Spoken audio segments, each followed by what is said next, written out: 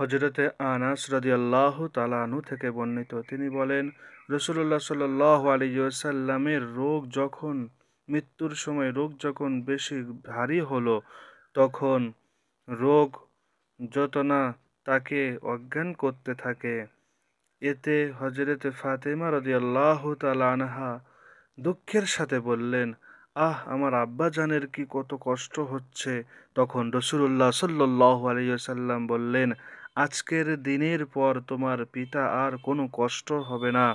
তখন তিনি ইন্তেকাল করলেন।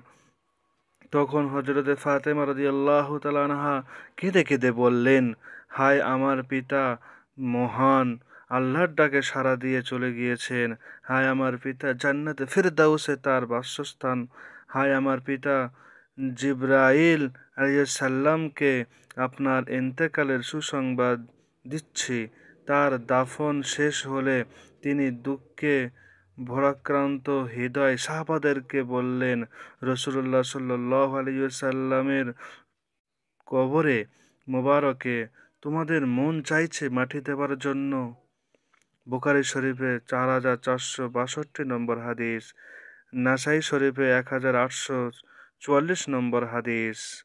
ভিডিওটি ভালো লাগলে লাইক, শেয়ার, কমেন্ট করে দেবেন এবং চ্যানেলে নতুন হলে চ্যানেলটিকে সাবস্ক্রাইব করতে ভুলবেন না।